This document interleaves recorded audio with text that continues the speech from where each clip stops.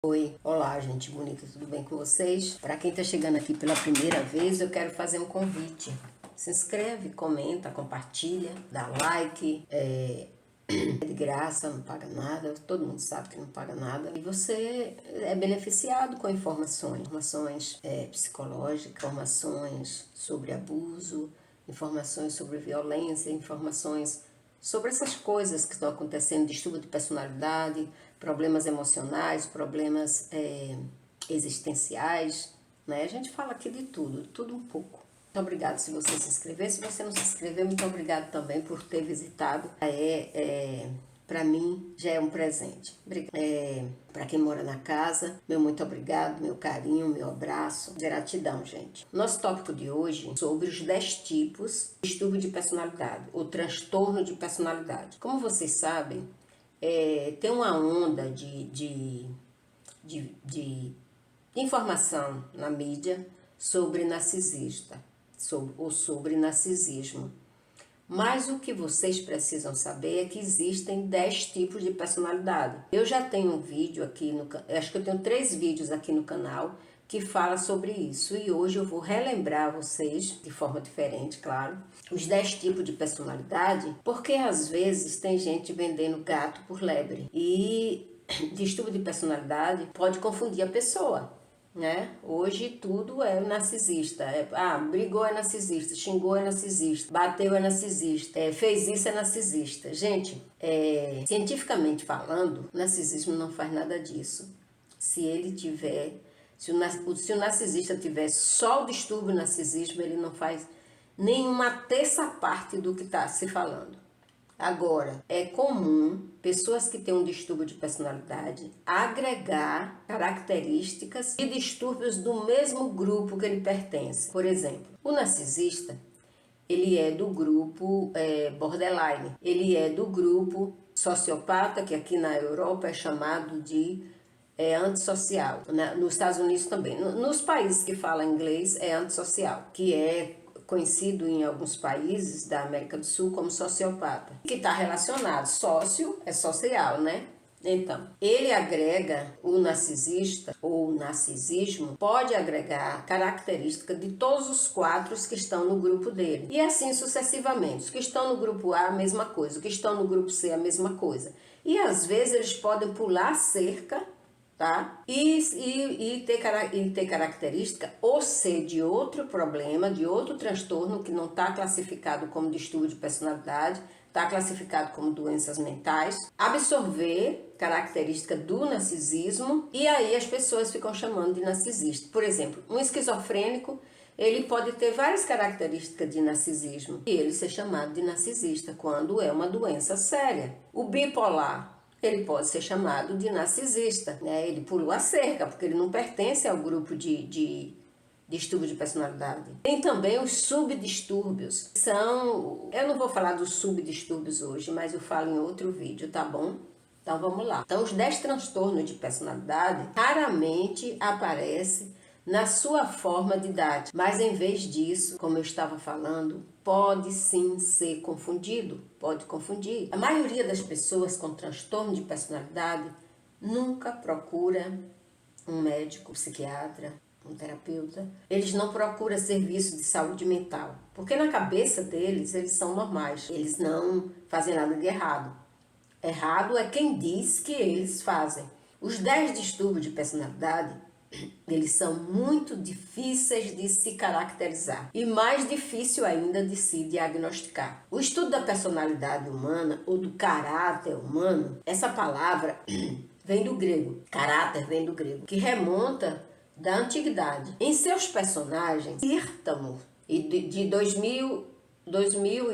287 a 371 a.C., que foi apelidado de Teófasto, foi apelidado de Teóspato, e Aristóteles chamava ele de divinamente falando, porque ele era muito sábio, porque ele sabia falar. Ele dividiu o povo do século IV a.C.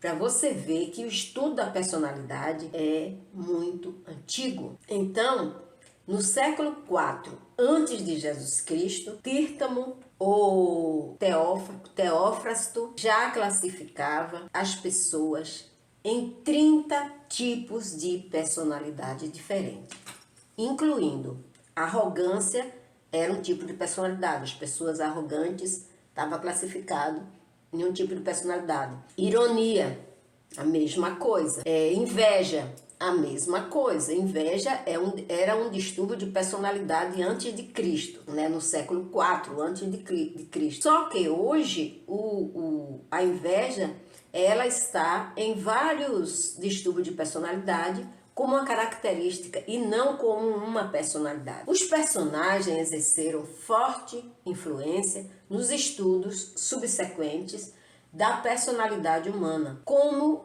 os de Thomas Overbury. Foi de 1581 a 1613 na Inglaterra, e Jean de Bruver, de 1645 a 1696 na França. Então, essas pessoas são pioneiras no estudo da personalidade. Muita gente pensa que muita gente só estuda, né?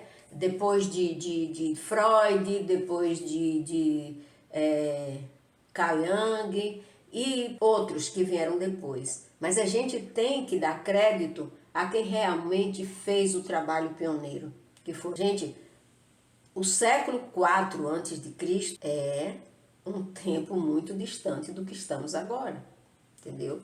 Então as pessoas já eram classificadas pelo seu comportamento. O próprio conceito de transtorno de personalidade recente remota provisoriamente o ano de 1801, que quem fez essa mudança do que existia, né, que era 30 tipos de personalidade, 30 tipos de caráter, vamos dizer assim, que ele transformou em transtorno da personalidade, foi o psiquiatra Felipe Pinel. No Brasil teve um sanatório, não sei como era que chama, uma clínica psiquiátrica muito famosa que chamava Pinel. E ele fez uns estudos da mania ao delírio em 1835. Uma condição que ele caracterizou como raiva e explosões de violência, explosões de raiva e explosão de violência, que era mania, na ausência de qualquer sintoma de psicose. Quando a pessoa só tinha essas explosões, ele dizia que era mania. E quando a pessoa tinha alguma característica psicótica, como delírio, alucinação, ele chamava de delírio. Por outro lado, no Canal da Mancha, o médico Pritchard, em 1835, ele criou o termo insanidade moral, para se referir a um grupo maior de pessoas que eram caracterizadas por perversão mórbida dos sentimentos naturais, afeição, inclinações, temperamentos, hábitos, disposições morais e impulsos naturais. Mas o termo foi considerado muito amplo e inespecífico e eles deixaram de usar. Cerca de 60 anos depois, em 1896, o psiquiatra Emil Kraepelin descreveu 7 formas de comportamento antissocial sobre a égide da personalidade psicopática, um termo posteriormente ampliado pelo colega mais jovem de Kraepelin, Kurt Snyder, em 1900. Ele foi de 1887 a 1967. Então, Kurt Snyder incluiu que essas pessoas que sofrem com suas anormalidades.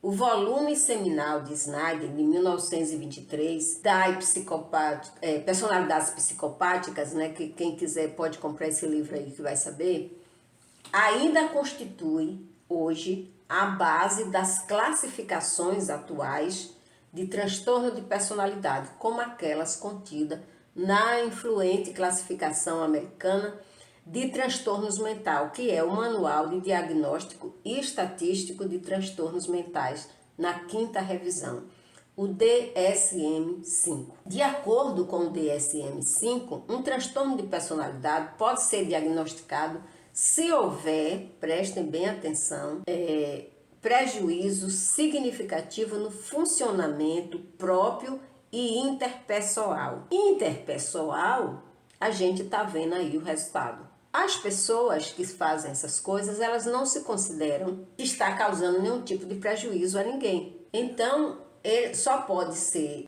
classificado como um transtorno de personalidade, segundo o manual de diagnóstico, se causar danos também à pessoa, e não só ao outro, não só interpessoal, mas pessoal também, no funcionamento próprio. Só que como é que pode você dizer que um narcisista é uma pessoa que sai por aí ferindo? Só quem sabe é quem vive, gente.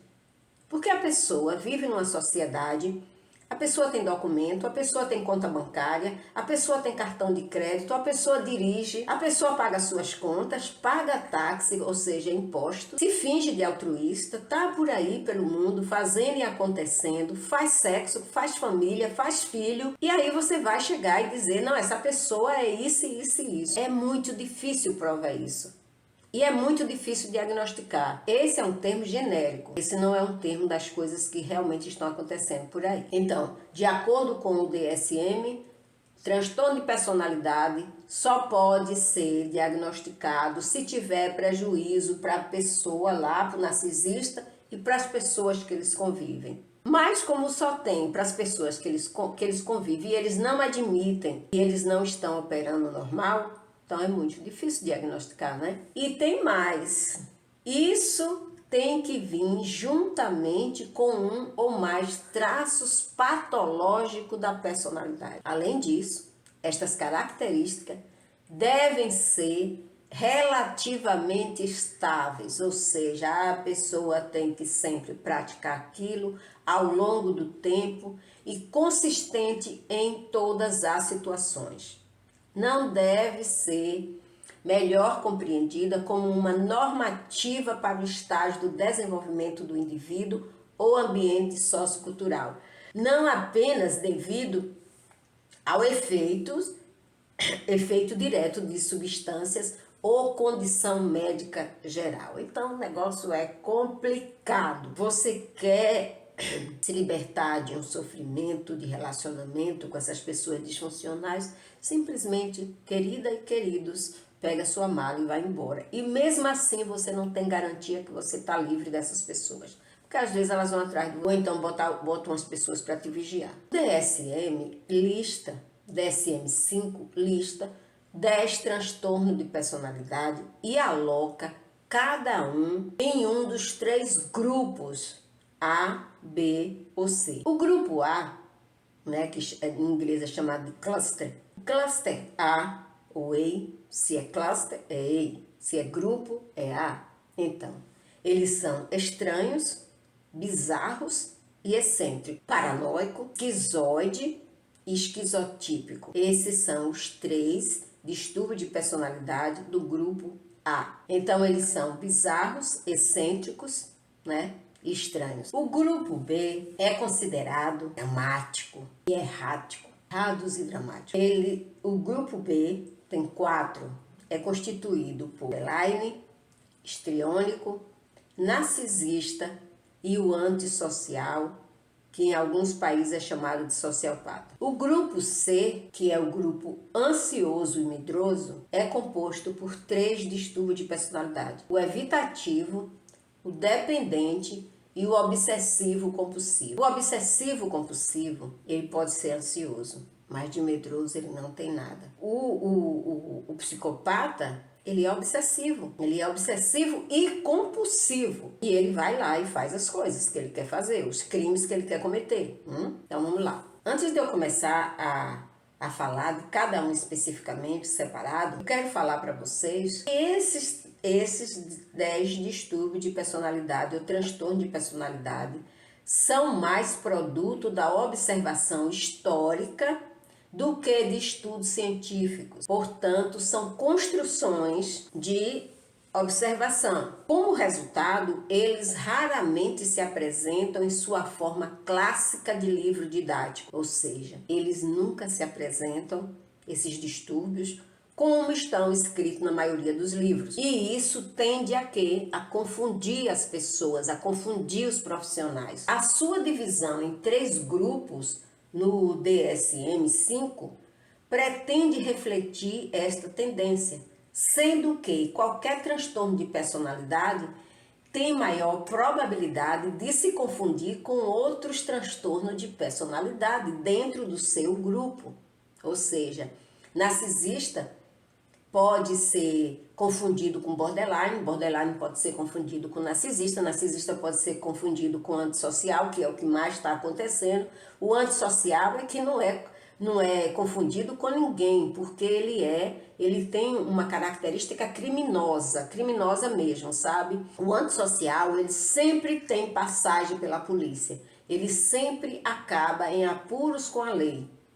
Então, e os outros não, os outros escapam. Então, ele realmente não tem característica. Mas os outros podem ter característica deles, dos antissociais. Só não a parte criminal. Entendeu agora?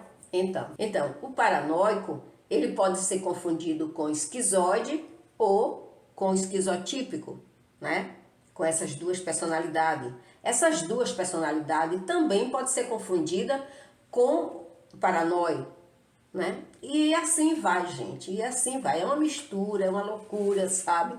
É uma loucura. Então, o transtorno esquizoide, ele designa uma tendência do portador de direcionar a atenção para a vida interna. Ele é focado como ele vê o mundo, como ele se sente, entendeu? E ele gosta de estar longe do mundo exterior. Uma pessoa com distúrbio de personalidade esquizoide, ela é desapegada, indiferente, propensa à introspecção e à fantasia. Ela não deseja relacionamentos sociais ou sexuais. É indiferente a normas, é indiferente aos outros, é indiferente a convenções sociais e carece de resposta emocional, ou seja, uma pessoa que está aqui como, não sei, fazendo o quê? Isso é coisa de Deus e eu não vou discutir, porque eu não tenho autoridade nem conhecimento para discutir com Deus sobre as coisas que existem no mundo. Eu só tenho capacidade de cuidar de algumas coisas, de mim e da minha família. Então, eu não posso perguntar a Deus qual é a função dessa pessoa na face da terra. Mas o fato é, eles têm uma vida interna e praticamente não têm uma vida externa. Existe uma teoria que essas pessoas, os esquizoides, eles são pessoas altamente sensíveis. Eles têm uma vida interior rica. Se eles têm uma vida interior rica, devia botar para fora para a gente, né, ter oportunidade de avaliar e tal. Mas não vou entrar nesse detalhe. Eles experimentam um desejo profundo de intimidade com eles mesmos. Eles acham que se iniciar um relacionamento íntimo com alguém é difícil e angustiante. Assim, eles se retiram no mundo interior deles, né? Essas pessoas, os esquizoides, raramente eles procuram atendimento médico, apesar da relutância deles em forma de relacionamento íntimos, geralmente funcionam bem e eles não se incomodam com a aparência esquisita que eles têm, com o comportamento esquisito que eles têm. Isso não incomoda eles, eles se acham normal e funcionam e vão vivendo. Ainda bem que essas pessoas são muito poucas no mundo, porque é bem complicado isso. O transtorno de personalidade paranoico é caracterizado por uma desconfiança generalizada em relação às outras pessoas. Não importa se é familiar, se é amigo, se é parceiro. Paranoico, como resultado, ele é muito cauteloso, desconfiado e constantemente em busca de pistas e sugestões para validar os seus medos. Eles também têm um forte senso de direito pessoal. Se você é amigo dele, tem que ser só amigo deles. Se você é a esposa ou o esposo, tem que ser só deles. Não pode ser dividido com ninguém. Não é questão de traição, não. É questão, por exemplo, você não pode mais se relacionar com sua família. É paranoia, gente. Entendeu? Então, eles são excessivamente sensível a contratempos e rejeições. Sente facilmente vergonha, humilhação, guarda rancor persistentemente. Eles Pessoas que guardam rancor são pessoas que podem magoar o outro e ferir o outro. Eles têm dificuldade em construir relacionamentos íntimos. Eles se afastam das pessoas. A principal defesa do ego, do paranoico, é a projeção de atribuir pensamentos e sentimentos inaceitáveis a outras pessoas. Um grande estudo que foi feito de longo prazo com gêmeos descobriu que a personalidade paranoica é modestamente hereditária, o que compartilha um pouco, uma parte de seus fatores de riscos genéticos e ambientais com o distúrbio de personalidade esquizoide e o distúrbio de personalidade esquizotípica. Então, esses três aí são bem complicados, né? São excêntricos, são bizarros e estranhos. Esquizotípico, ele é caracterizado pela uma estranheza na sua aparência, comportamento e na fala. Experiências perceptivas incomuns e anomalias de pensamento semelhante a um esquizofrênico. Então, o esquizotípico pode ser confundido com o esquizofrênico. Eles têm crenças estranhas, pensamentos mágicos, né? Por exemplo, eles podem pensar que eles falam com o demônio, que eles têm poder de dominar o demônio, que eles podem fazer o demônio se materializar. Então eles têm desconfiança, são pessoas que ruminam obsessivamente. Pessoas com distúrbio de personalidades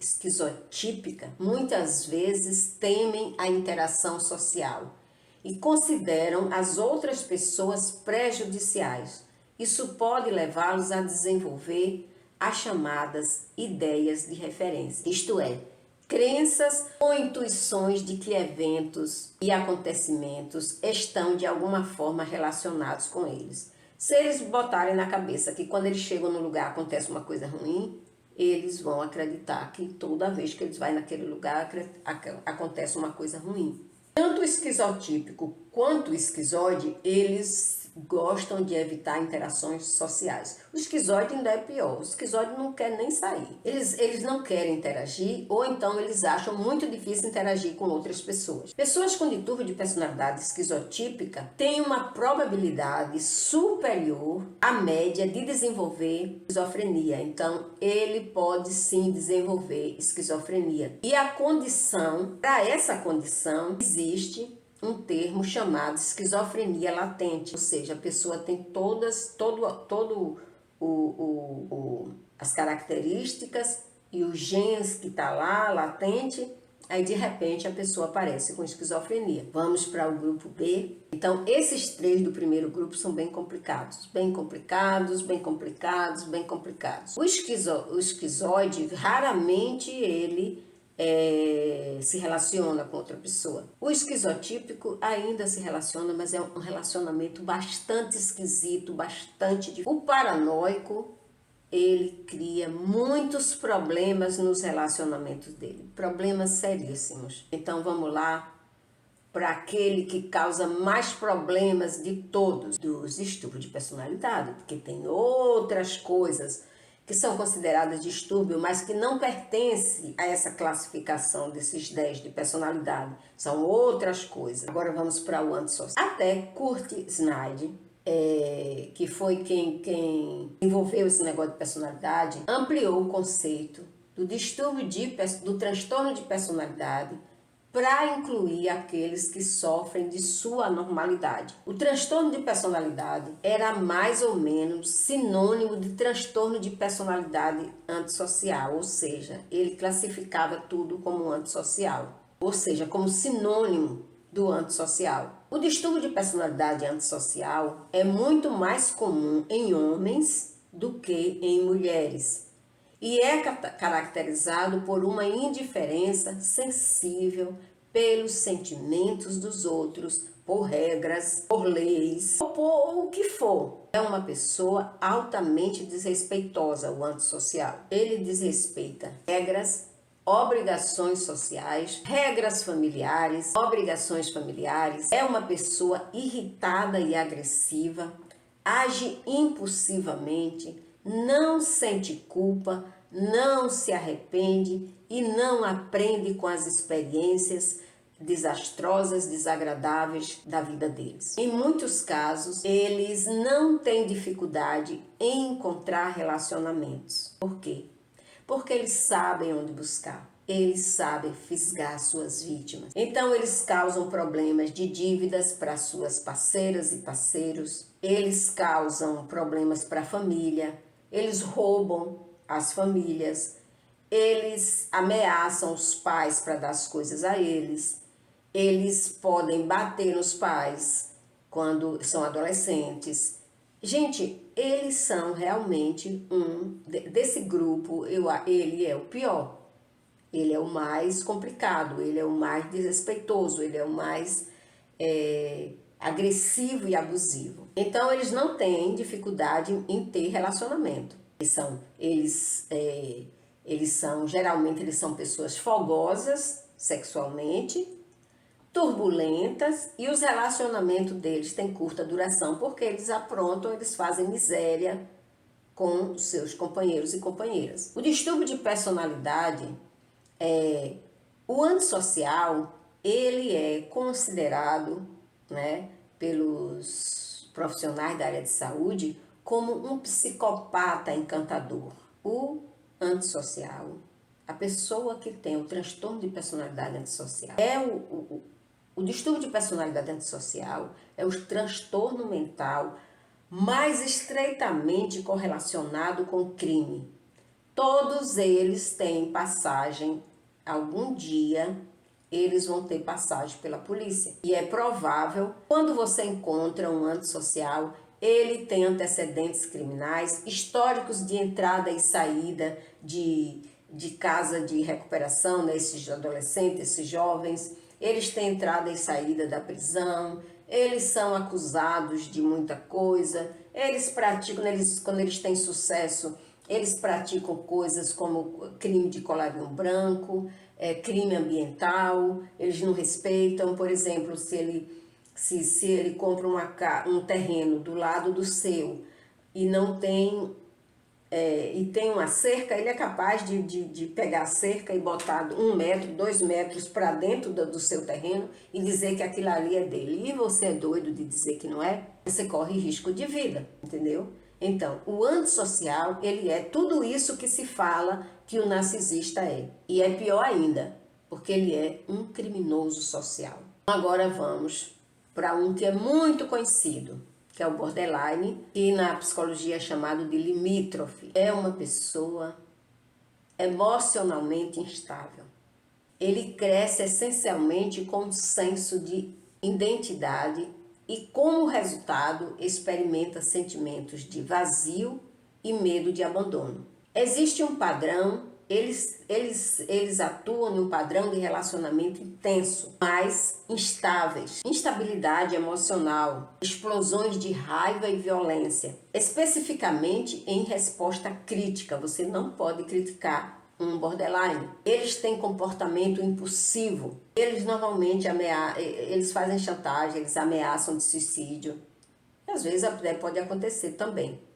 Porque o problema de ameaça de suicídio é que você nunca sabe se a pessoa vai conseguir ou não, entendeu? E aí você fica naquela expectativa de medo de deixar a pessoa sozinha, de não contrariar a pessoa. É muito complicado viver com borderline. Eles também têm atos de automutilação. É muito comum no borderline. Por isso que muitas pessoas portadoras do distúrbio de personalidade borderline ou limítrofe, eles têm muita passagem pelos prontos-socorros. Eles se machucam, aí eles estão sempre precisando ir ao médico. Por que ele é chamado? Porque é chamado de limítrofe? Porque se pensava que eles estavam no limite entre o transtorno neuróticos de ansiedade e os transtornos psicóticos. Então, se achava que ele estava ali entre os dois. Uma hora ele pulava para o ansioso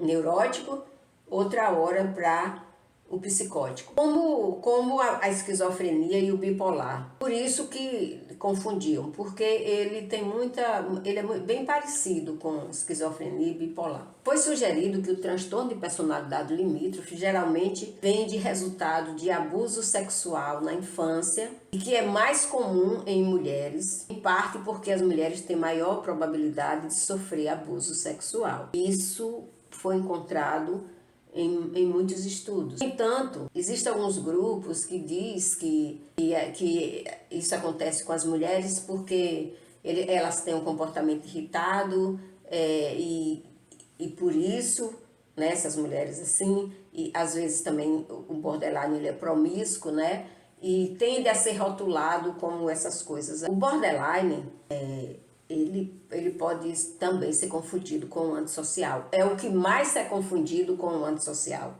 é o borderline. Vamos agora para as meninas, né, que é a maioria, histriônico. O distúrbio de personalidade histriônica carece de um senso de autoestima e dependem de atrair a atenção, a aprovação de outras pessoas para poder elas se sentirem bem. Muitas vezes elas parecem ser pessoas altamente dramáticas e você pensa que elas estão desempenhando um papel na tentativa de serem vistas e ouvidas.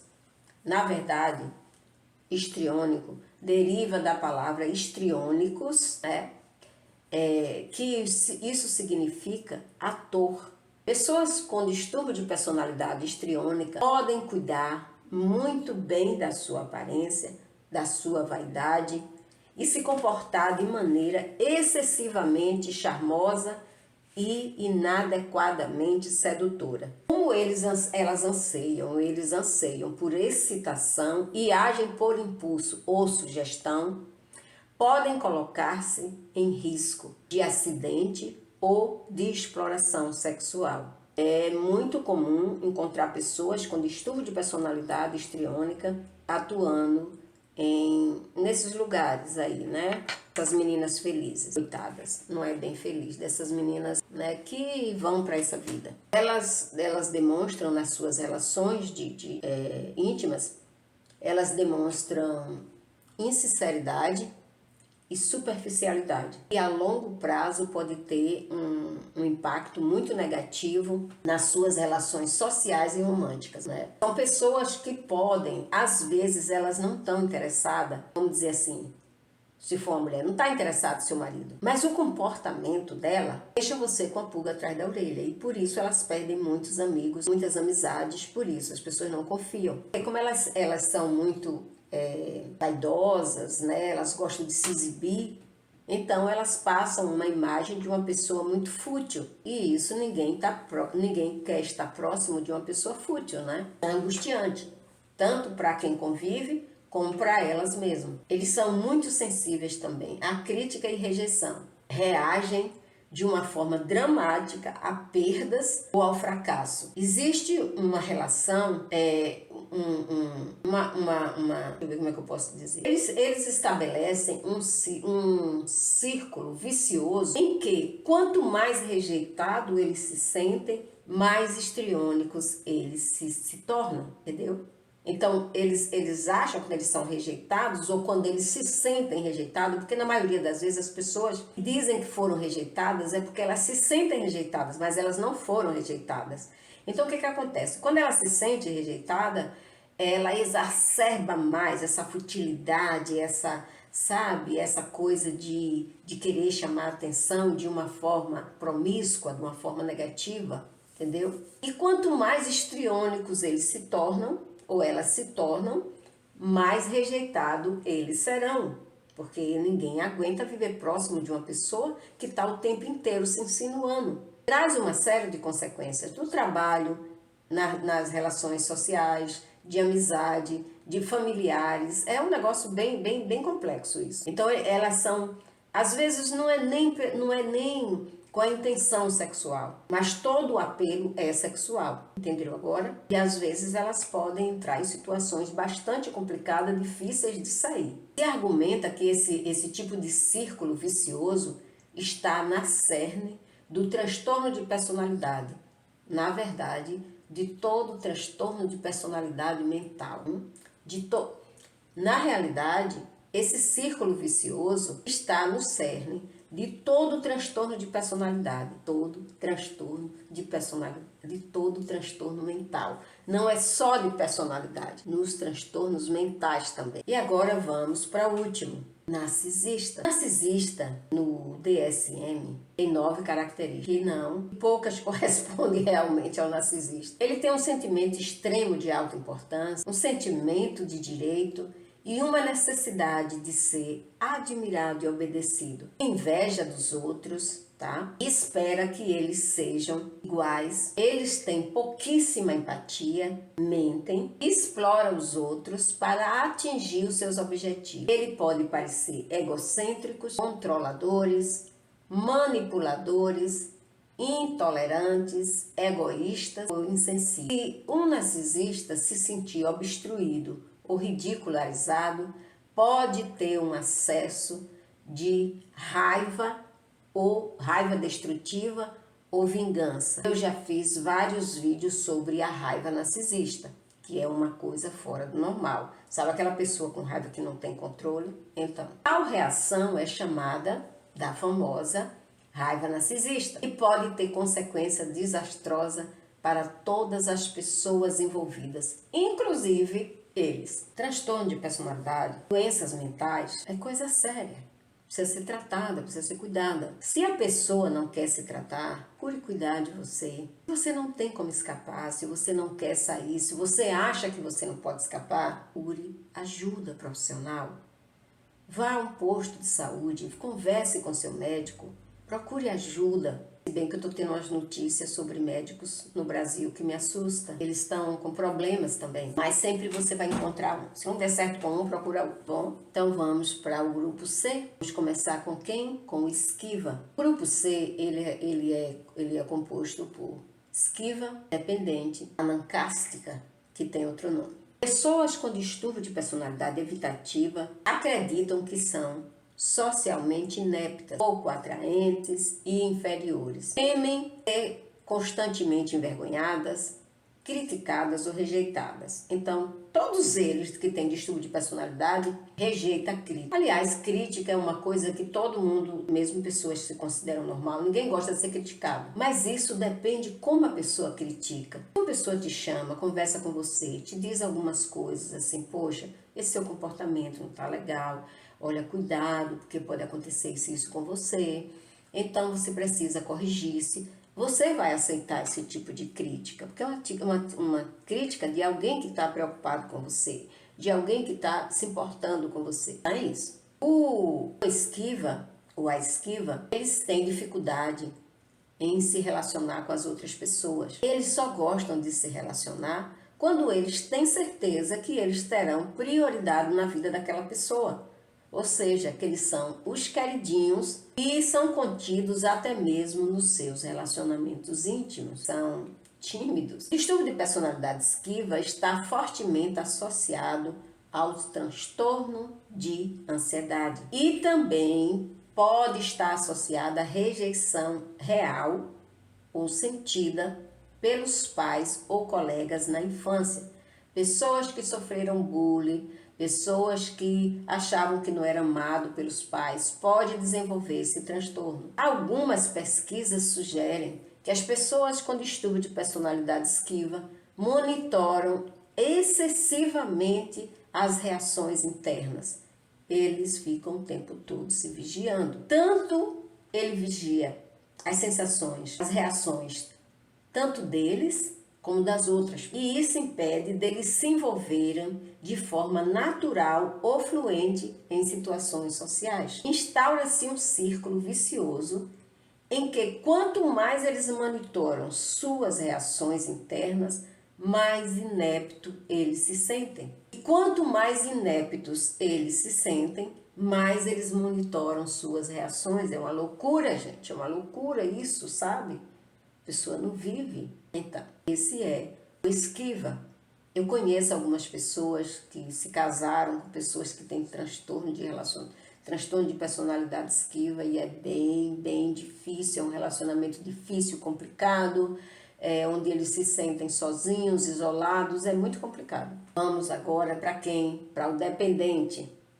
A pessoa que tem transtorno de personalidade dependente, eles são pessoas que não têm autoconfiança. E eles sentem uma necessidade excessiva de serem cuidados, aparicados, de serem prioridades. Essas pessoas precisam de ajudas para tomarem decisões cotidianas. Eles entregam decisões importantes na mão de outras pessoas, para as outras pessoas cuidarem. Decisões que tem que ser deles. Uma pessoa com distúrbio de personalidade dependente se vê como uma pessoa inadequada, indefesa, e, portanto, eles renunciam à sua responsabilidade social e submetem-se a outras pessoas como protetoras. Por exemplo, como a mãe, como o pai, como um irmão mais velho ou uma irmã. Eles estão ali sempre o tempo todo querendo que aquelas pessoas tomem decisões por elas. E eles se sentem confortáveis nisso. Então, pessoas que têm o distúrbio de personalidade dependente e entram num relacionamento com essas outras pessoas do grupo B, elas podem ser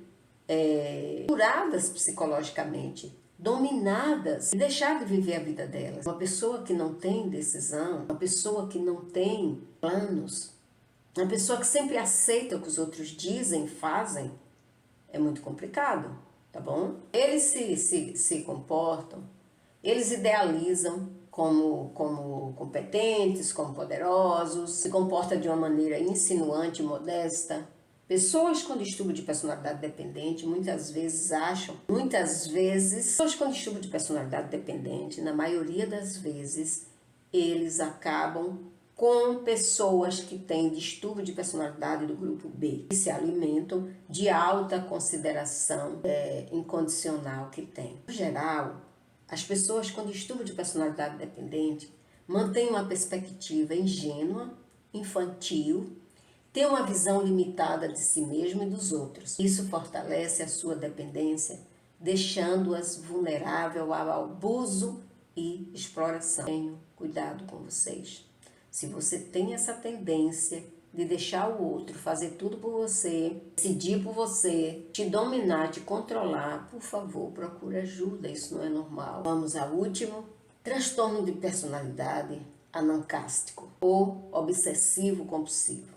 Existe outro obsessivo compulsivo que é chamado de TOC, né? Mas esse é da personalidade. O TOC é outra coisa, tá bom? Essas pessoas que têm o distúrbio de personalidade anancástico ou obsessivo-compulsivo, elas são caracterizadas por uma excessiva preocupação com detalhes, regras, listas, ordem, organização e cronogramas. Perfeccionismo tão extremo que impede que uma tarefa seja feita e concluída. Elas têm devoção ao trabalho e produtividade em detrimento do lazer e dos relacionamentos. Uma pessoa com distúrbio de personalidade obsessiva compulsiva ou anancástico é tipicamente uma pessoa duvidosa, cautelosa, rígida, controladora, sem humor e mesquinha,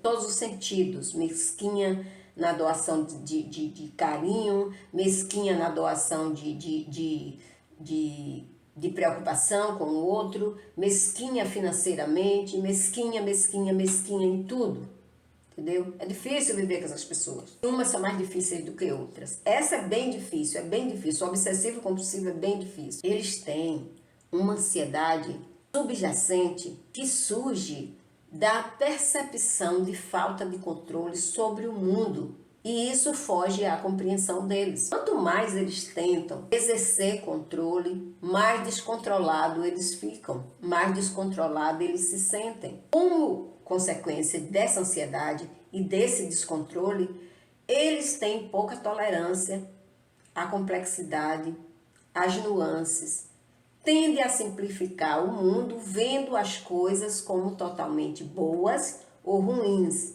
tipo preto ou branco. Seus relacionamentos, seja com colega, com amigos, familiares ou românticos, são frequentemente prejudicados pelas exigências irracionais e inflexíveis que eles fazem.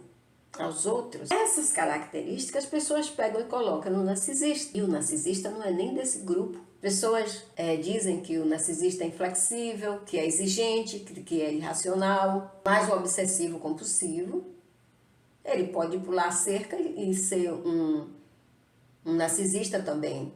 Ou o narcisista pode pular a cerca e vir para o grupo C e adquirir essas características desse distúrbio de personalidade tão complicado e difícil da gente se relacionar com uma pessoa obsessiva compulsiva. É difícil, gente. É difícil. As pessoas não aceitam, as pessoas obsessivas compulsivas, elas não aceitam a opinião de ninguém. A primeira palavra é delas, a segunda é delas, a terceira é delas, a quinta, a sexta, a décima, 1.000.000 de palavras sempre será delas. Para você fazer um favor para elas, elas têm que te dizer detalhadamente como é. Porque elas são perfeccionistas e não existe perfeição no mundo, gente. Elas querem perfeição, essas pessoas são doentes, mental, entendeu agora? Embora os transtornos de personalidade possam diferir dos transtornos mentais, como esquizofrenia, como bipolar e outros, eles levam, por definição, a prejuízos significativos, seja no trabalho, seja na família, seja social. É impressionante como eles são disfuncionais e tornam todos ao seu redor e o ambiente disfuncionais também. Acredita-se que cerca de 10% das pessoas, embora esse número dependa de uma última análise, de onde os médicos traçam uma linha entre uma personalidade normal e uma personalidade que leva a prejuízos, uma personalidade doente, se acredita que 10% da população mundial sofre desses distúrbios e de outros. Porque ansiedade faz parte do distúrbio, ansiedade faz parte de doenças mentais, depressão, doenças mentais e outras e outras e outras. Então, é muita gente com doença mental no mundo. É muito difícil se caracterizar pessoas com distúrbio de personalidade e muito mais difícil diagnosticá-los de forma confiável, é muito mais difícil ainda. Porque não tem parâmetro definido. Só existe um parâmetro quando eles causam danos nos outros e neles também. Então, a antipatia social, o preconceito, o choque de valores podem desempenhar um papel na obtenção de um diagnóstico de transtorno de personalidade. Tem sido argumentado que o diagnóstico equivale a pouco mais de um rótulo conveniente para indesejáveis e desviantes sociais. Então, gente, o fato é, as pessoas estão ficando insanas, não importa a classificação que se dê. E, na realidade, complicado, porque essas características, elas podem se apresentar por um tempo em uma pessoa, e depois em outra, e depois em outra, então é bem complicado. O fato é, se você está com alguém que é desrespeitoso, é controlador, é manipulador, é ofensivo, é uma pessoa que te insulta, é uma pessoa que rouba você, é uma pessoa que faz coisas erradas, ilícitas, fica longe dessa pessoa, afasta, para você não se prejudicar, porque eles não têm controle. Então, olha, um beijo grande no coração de vocês, muito obrigada.